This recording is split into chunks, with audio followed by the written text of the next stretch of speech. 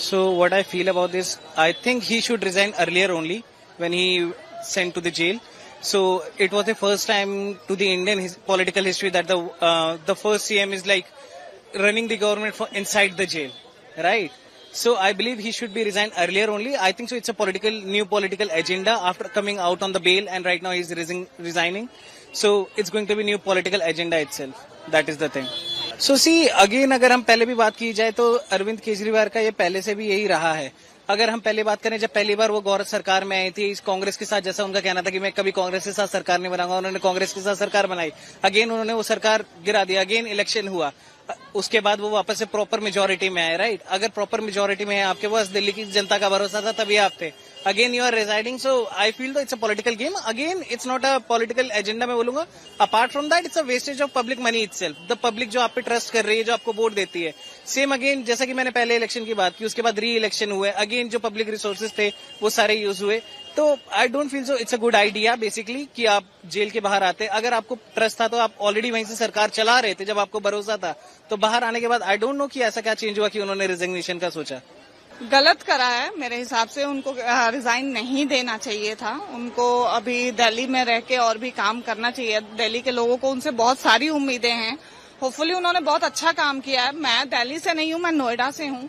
सो नोएडा में तो मतलब देखा जाए दिल्ली और नोएडा का कंपैरिजन में तो कुछ भी वहां पे सब चीज मतलब अरविंद केजरीवाल ने इतना अच्छा किया है. बट नोएडा में वो सारी फैसिलिटी नहीं है जो दिल्ली में है.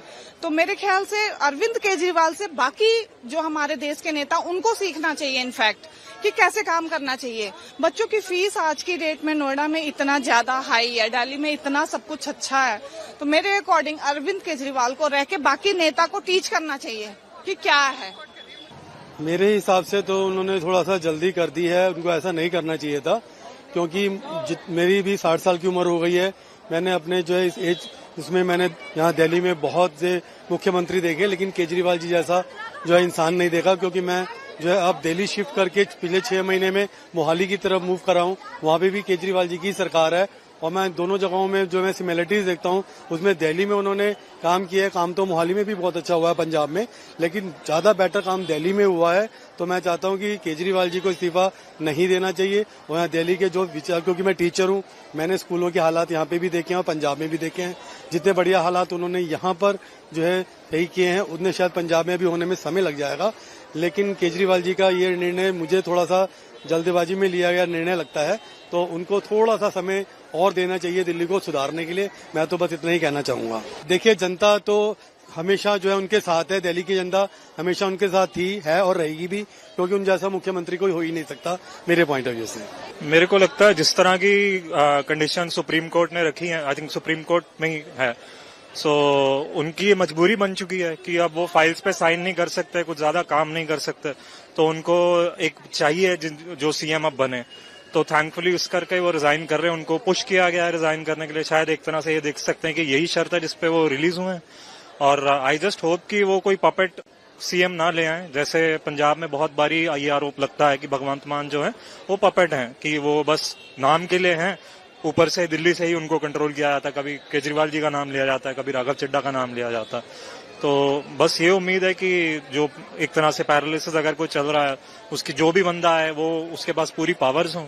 एंड अभी हरियाणा के इलेक्शंस भी आ रहे हैं, तो possibly Kejriwal is going to be busy over there, canvassing करेंगे जो भी है. तो दिल्ली के वो कितनी देखरेख करते हैं नहीं करते हैं. तो जो भी आए, आई थिंक एमएलएस में से ही कोई आएगा, तो होपफुली अच्छा बंदा है, उसके पास पावर्स हों. वो अग्नि परीक्षा देना चाहते हैं, पर क्या जनता अग्नि परीक्षा लेना चाहती है? अग्नि परीक्षा से उनका क्या तात्पर्य है? क्या वो कहना क्या चाहते हैं? क्या अग्नि परीक्षा है? अग्नि परीक्षा से तो रामायण याद आती है कि जी सीता जी की अग्नि परीक्षा हुई थी.